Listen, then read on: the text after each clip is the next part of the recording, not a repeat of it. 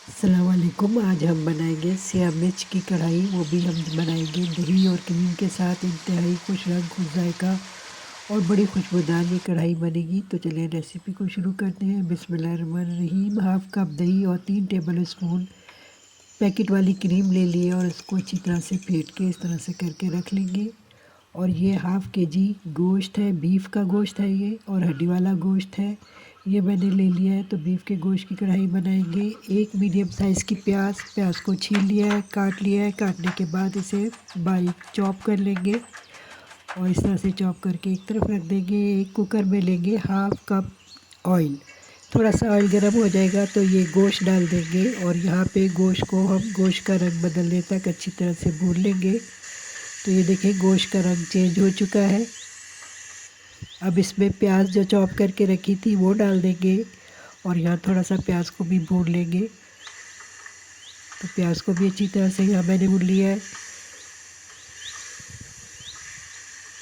इसमें हमने प्याज को थोड़ा सा सॉफ्ट भी करना है और इसके बाद हम डालेंगे इसमें 1 टीस्पून लहसुन और 1 टीस्पून अदरक का पेस्ट। और लहसुन अदरक का पेस्ट डाल के इसको अच्छी तरह से मिक्स कर देंगे और फिर साथ ही डाल देंगे 1 टीस्पून नमक और हाफ़ टी स्पून डाल देंगे हल्दी। अब हम इसको नमक, हल्दी, लहसुन अदरक के पेस्ट में खूब अच्छी तरह से थोड़ा थोड़ा पानी डाल के इसको यहाँ 2 से 3 मिनट खूब अच्छी तरह से मैं भून लूँगी। और ये मैंने 2-3 मिनट इसको अच्छी तरह से भून लिया है। तो ये देखिए प्याज भी इसमें हल हो चुकी है और प्याज इसमें घुलना शुरू हो गई है। इतना हमने भून लेना है कि प्याज इसमें घुलना शुरू हो जाए। अब इसमें मैं डालूँगी 2.5 गिलास पानी और ताकि गोश्त को हम अच्छी तरह से गला सकें तो आधा गिलास पानी और डाल दिया मैंने और अच्छी तरह से इसे मिक्स कर लेंगे। और मिक्स करने के बाद कुकर लगा के इसे 10 मिनट गलाएंगे। 10 मिनट में गोश्त खूब अच्छी तरह से गल जाएगा। तो ये तकरीबन 10 मिनट हो चुके हैं। तो इसकी ये निकाल के अब ये देखिए गोश्त अच्छी तरह से गल चुका है, पानी भी इसी में खुश्क हो चुका है। तो अभी एक बोटी में उठा के दिखाती हूँ। तो ये देखिए तो गोश्त गल चुका है, हल्की सी कसर है जो हम अभी से और भी पकाएंगे उसमें पूरी हो जाएगी। अब इस गोश्त को हम एक कुकर से कढ़ाई में शिफ्ट कर लेंगे ताकि पकाने में आसानी हो। तो जब तक हम कुछ मसाले भून लेते हैं। 1 टीस्पून सिया ज़ीरा यानी शाह ज़ीरा, 1 टीस्पून सफ़ेद ज़ीरा, 1.5 टीस्पून हम लेंगे साबुत धनिया और 1 टीस्पून लेंगे सिया मिर्च साबुत। और अब इन सब चीज़ों को हमने हल्का सा रोस्ट करना है, बिल्कुल हल्का सा रोस्ट करना है कि बस हल्की सी खुशबू आ जाए। इसका कलर चेंज नहीं करना, नहीं तो इसमें जलने की स्मेल आएगी और कढ़ाई का जो कलर है वो भी ख़राब होगा। बस ज़रा सी खुशबू आना शुरू हो तो इसको बंद कर देंगे और फ़ौरन चूल्हे पे से उतार देंगे ताकि इसका मज़ीद पकने का अमल रुक सके। ठंडा होने के बाद ग्राइंडर में डालेंगे और इसको हल्का सा पीस लेंगे, बहुत ज़्यादा ऐसे बारीक नहीं पीसना। इस तरह कुटा हुआ आप रखते हैं इस तरह से रखना है। तो ये देखें अभी मैं दिखाती हूँ। तो इस तरह से कुटा हुआ सा होना चाहिए ये।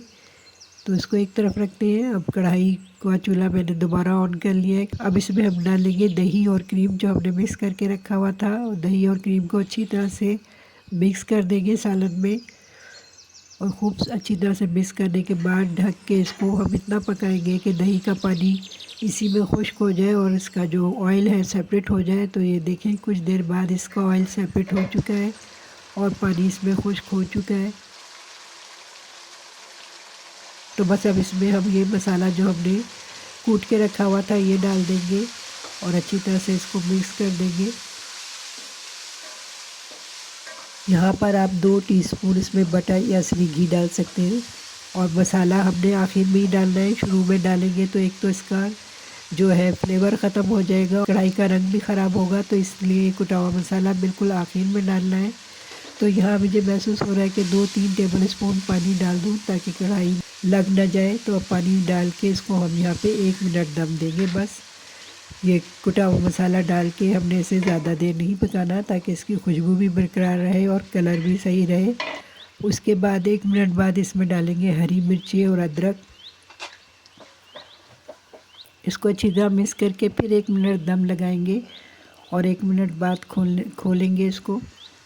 तो 1 मिनट बाद ये मैंने खोला है तो देखें अब इसमें तैयार है। इसमें हम डाल देंगे हरा धनिया और अभी चूल्हे को ऑन रखा हुआ है बिल्कुल स्लो फ्लेम पे। और ये देखें बिल्कुल तैयार है हमारी आज की ये मज़ेदार सी सिया मिर्च क्रीम और दही की कढ़ाई। इंतहाई मज़ेदार बनती है। इस रमज़ान इसको बना के ज़रूर ट्राई कीजिएगा। ख़ास तौर पे नान के साथ इसे खाएंगे तो बहुत ही मज़े की लगेगी।